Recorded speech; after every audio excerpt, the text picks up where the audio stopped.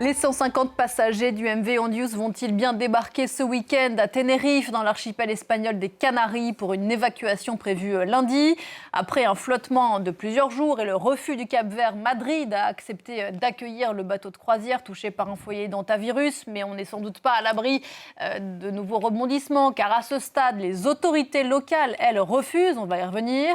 À bord du navire battant pavillon néerlandais se trouvent toujours 88 passagers, 59 membres d'équipage de 23 nationalités. Comment est-ce que s'organise la vie à bord? Gauthier Duchesne pour le commentaire en images. En quelques secondes, pendant cette croisière, tout a basculé. L'un de nos passagers est malheureusement décédé la nuit dernière. Mais le médecin me dit que nous ne sommes pas infectés, que le bateau est sûr de ce point de vue-là. Sur le Ondius, alors que les premiers décès liés à une contamination à l'hantavirus sont officialisés, quelques Français sont toujours à bord.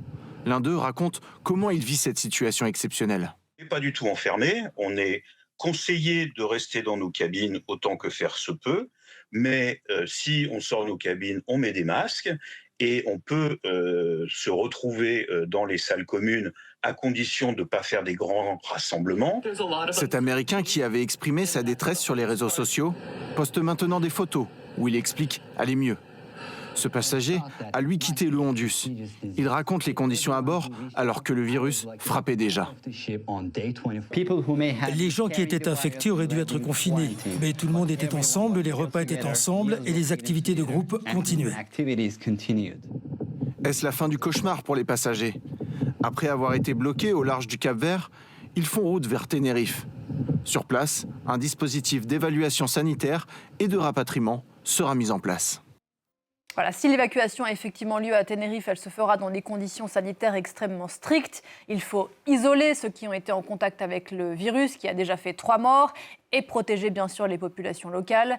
Les experts de l'OMS, en attendant, tentent de retracer le parcours du patient zéro, celui qui a été infecté vraisemblablement avant le départ de la croisière. Regardez. L'Argentine serait-elle le point de départ de l'épidémie d'hantavirus qui frappe un bateau de croisière? Le couple ayant présenté les premiers symptômes et décédé depuis avait séjourné dans le pays et embarqué dans la province de la Terre de Feu au sud. Mais il est aussi passé par le Chili et l'Uruguay.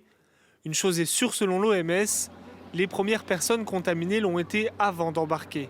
La période d'incubation, donc qui est le moment entre l'infection par le virus et le début des symptômes, c'est entre 1, et c'est le minimum documenté, et 6 semaines. On est plutôt autour de 2-3 semaines.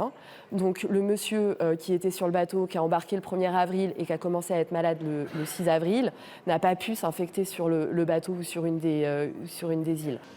Des cas d'hantavirus sont bien présents en Argentine.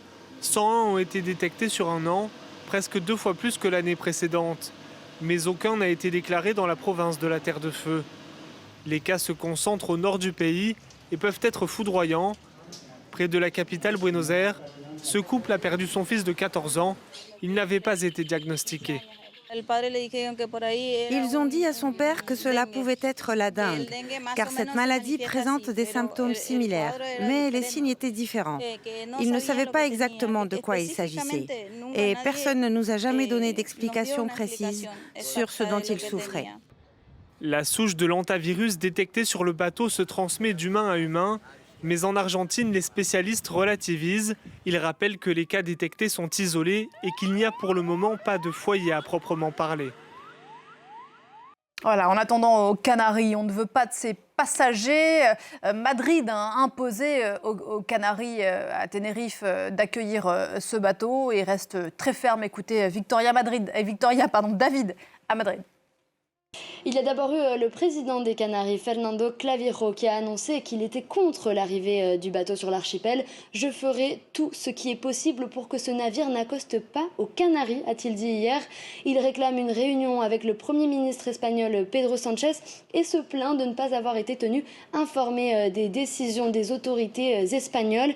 Et puis il y a le maire de Granadilla, où le bateau doit accoster, qui a lui aussi exprimé son mécontentement hier dans une vidéo postée sur les réseaux sociaux. Je refuse catégoriquement l'arrivée de ce navire, a-t-il dit. Selon lui, le port ne dispose pas des infrastructures suffisantes pour prendre en charge l'accueil et l'évacuation des passagers. Pour ajouter à la polémique, hier soir, l'un des 2 avions qui transportaient des patients malades a dû faire une escale imprévue sur l'île de Gran Canaria alors qu'il se dirigeait vers les Pays-Bas. Cela fait déjà beaucoup parler dans la presse locale qui fait état de la préoccupation des habitants. Sur les réseaux sociaux aussi, beaucoup de Canariens s'indignent et s'inquiètent. Nous, les Canariens, ne méritons pas d'être traités ainsi, peut-on lire par exemple sur le réseau social X.